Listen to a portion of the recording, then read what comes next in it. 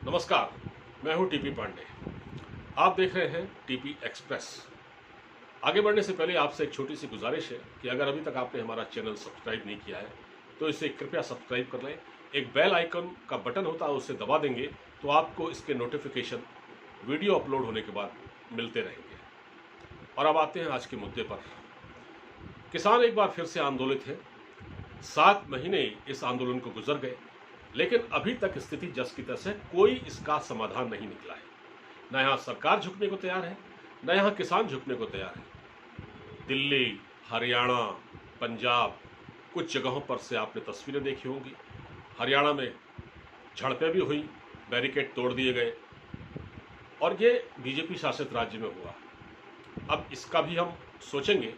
मैं बताऊंगा कि ये बीजेपी शासित राज्य में कैसे हो गया, ये होना चाहिए था, नहीं होना चाहिए था। मगर बात यह है कि ये 7 महीने जो गुजर गए हैं, इस दौरान गंगा जमुना में काफ़ी पानी बह चुका है। लेकिन ये जो लड़ाई है, जो ये किसानों की और सरकार की बीच जो लड़ाई चल रही है, जो रस्साकशी चल रही है, वो ख़त्म नहीं हुई है। क्या ये ख़त्म होगी? ये एक अपने आप में बहुत बड़ा प्रश्न है। असल में अब सरकार और किसानों की स्थिति भी एक सांप छछूंदर वाली हो गई है, क्योंकि किसान झुकना नहीं चाहता। क्योंकि किसान को मालूम है कि 7 महीने हो गए हैं, अगर वो बिना कुछ हाथ में लिए यहाँ से लौटेगा तो वहाँ उससे पूछा जाएगा। किसान जिन छोटे किसानों के हित की लड़ाई यहाँ लड़ी जा रही है, अपने अपने राज्यों में जब ये जाएंगे तो ये क्या जवाब देंगे? वहाँ ये मुंह दिखाने लायक नहीं रहेंगे। इसी तरह सरकार के सामने चुनौती ये है कि सरकार भी क्या करे। सरकार इतना कह रही है कि हम 3 जो कानून लास्ट ईयर पारित हुए थे 2020 में, उसमें हम संशोधन करने को तैयार है। आइए हमसे बातचीत करें, हम बैठते हैं, इस मसले का कोई हल निकाला जाए। किसान यहाँ भी राजी नहीं है। देखिए, जब कोई आंदोलन इतना लंबा खिंचता है तो फिर वो कहीं ना कहीं उसमें जो गैर मुल्की कुव्वतें होती हैं, जो विदेशी ताकतें होती हैं, वो इसको अपना खेल खेलती हैं। इंटेलिजेंस की जो इनपुट मिले हैं हमारी सरकार को, उसमें ये साफ कहा गया है कि इसमें फॉरेन फंडिंग है और इसमें जो खुफिया एजेंसियां हैं, ISI वगैरह पाकिस्तान की, वो इसमें अपना रोल अदा कर रही हैं। तो आप सोचिए कि कितनी भयानक स्थिति है। लेकिन किसानों को शायद बात समझ में नहीं आ रही है। आंदोलन, अगर आप जिद पर अड़ जाएंगे तो सरकार के पास फिर दूसरे रास्ते भी होते हैं। ये अलग बात है कि सरकार बल प्रयोग करना नहीं चाहती, और वो ठीक भी नहीं है। लाठी से मारना या गोली चलाना ये कोई हल नहीं है, क्योंकि हमारे वहाँ लोकतंत्र है, तो लोकतांत्रिक तरीके से ही इस समस्या का हल निकलेगा। लेकिन जब राकेश टिकैत जैसे नेता ये कहते हैं कि ममता के राज्य में यानी पश्चिम बंगाल में तो बीजेपी का खेल हो गया और अब बाकी राज्यों में भी हम सरकार से निपट लेंगे, उत्तर प्रदेश की ओर उनका इशारा था। और वो ये भी कह रहे थे कि हम ट्रैक्टर अभी दिल्ली में ही खड़े हैं और हज़ारों ट्रैक्टर हम लेके संसद भवन पहुंच जाएंगे। तो आप ये किसको चुनौती दे रहे हैं? राकेश टिकैत, जो कि एक प्रवक्ता है किसान आंदोलन का, वो इतनी बड़ी बात कह रहा है तो सरकार को सीधे सीधे चुनौती दे रहा है। भाई, बात दरअसल ये है कि जब ये, मैं फिर ये कहता हूँ कि जब कोई भी आंदोलन इतना लंबा खिंचता है तो वो गलत हाथों में चला जाता है। मुझे तो ऐसा लगता है कि किसानों का ये आंदोलन अब एक अनगाइडेड मिसाइल की तरह है, जिसकी कोई दिशा नहीं है।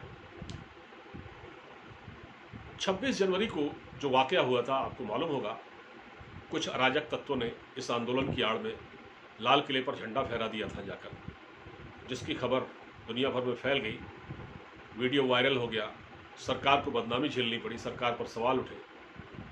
तो ये ऐसा क्यों हुआ? ये किन लोगों ने किया? ये हमारे किसानों ने तो नहीं किया, लेकिन जिन लोगों ने किया वो तो अपना खेल कर गए ना। उसके बाद क्या हुआ? उसके बाद ये हुआ कि जो तराई के इलाके से जो किसान आया था, तराई के इलाकों में, जो उत्तराखंड के जो तराई के इलाके हैं, खासतौर से उत्तराखंड के बरेली और ये उधम सिंह नगर, इन जगहों पर जो यहाँ से जो किसान आए थे वो वापस लौट गए। बहुत सारे किसानों का इस आंदोलन से तभी मोह भंग हो गया था। और उसी दिन से ही, उस घटना के बाद से ही बहुत सारे लोग, जिसमें मैं भी एक हूँ, इन किसानों के आंदोलन से मोह भंग हो गया। क्योंकि अब ये आंदोलन नहीं, अब ये सरकार को नीचा दिखाने के लिए सब किया जा रहा है।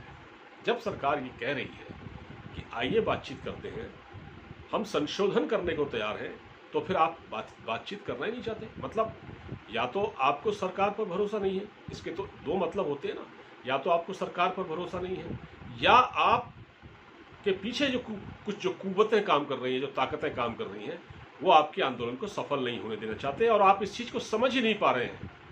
आप इस चीज़ को समझ ही नहीं पा रहे हैं कि आपके इस आंदोलन को डिस्टर्ब किया जा रहा है कुछ ताकतों द्वारा। सरकार कह रही है कि हम संशोधन करने को तैयार है, तो आप तैयार नहीं हैं। कोई भी कानून है, सरकार ने एक कानून बना दिया, सरकार की एक हैसियत होती है एक लोकतांत्रिक देश में, वो इस किसी भी कानून, कोई भी सरकार होगी वो ऐसे पीछे नहीं हट सकती। कोई ये 25-26 पार्टियों की सरकार नहीं है जो पीछे हट जाए, कोई भी सरकार पीछे नहीं हटती।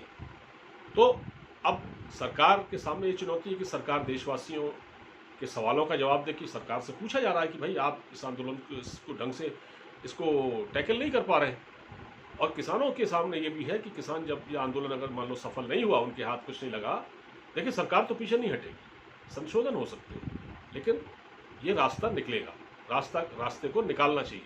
अगर आप रास्ता नहीं निकालेंगे तो ये आंदोलन गड़बड़ाएगा, और इसमें दूसरे लोग इसमें अपना खेल खेलेंगे। अब एमएसपी के बारे में किसानों ने कहा कि एमएसपी बढ़ा दी जाए, तो सरकार ने कहा ठीक है, लेकिन अब ये लिखित में चाहते हैं कि किसान चाहते हैं इसको कानूनी दर्जा दे दिया जाए। मेरा भी ख्याल ये है कि सरकार अगर एमएसपी को कानूनी दर्जा दे दे तो शायद ये समस्या हल हो जाए, कोई दिक्कत नहीं है। लेकिन सरकार भी ऐसा करने को तैयार नहीं है। सरकार ऐसा करने को तैयार नहीं है क्योंकि अगर एक बार एमएसपी को एक दर्जा दे दिया गया, फिर ये एक परंपरा बन जाएगी। फिर वो लोग कैसे फ़ायदा उठाएंगे जो लोग बड़े बड़े खरीदार हैं। सरकार को उनकी भी चिंता है, किसानों की चिंता से ज़्यादा मुझे लगता है सरकार को उन लोगों की चिंता है कि जो लोग बड़े खरीदार हैं। अच्छा, जो ये कानून आया है इसमें किसानों के शोषण को रोकने की बात कही गई है।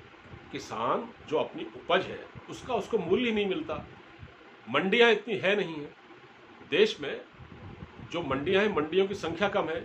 किसान जब अपनी उपज लेके जाता है वहाँ खड़ा रहता है, उसको कहा जाता है, उससे बार्गेनिंग की जाती है, उसका अनाज नहीं खरीदा जाता, और फिर वो कहता है जी जो देना है दे दो, वो अपना मूल्य खुद तय नहीं कर पाता। तो इसमें उनको अधिकार दिया गया है। ये कहा गया है कि अगर एक मंडी में आपका माल नहीं बिकता तो आप कहीं भी जाने के स्वतंत्र हैं, आप अपना माल कहीं भी बेचने पर स्वतंत्र हैं, आपको जहाँ ज़्यादा मूल्य में, इतनी छूट दी गई है। एक तरह से ये शोषण रोकने की बात है। कहीं ना कहीं शोषण, सरकार ने कोशिश की है कि किसानों का शोषण न हो।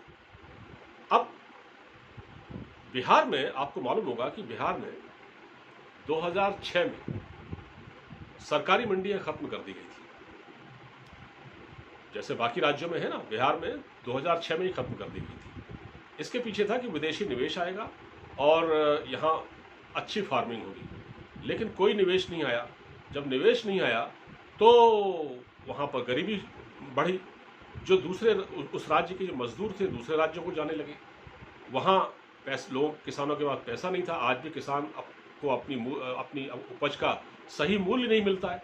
तो ये प्रयोग भी क्योंकि नाकाम रहा। मैं आपसे जो बताना चाह रहा हूँ ये है कि 2006 में बिहार में जो मंडियाँ हैं वो खत्म कर दी गई थी, सरकारी मंडियाँ।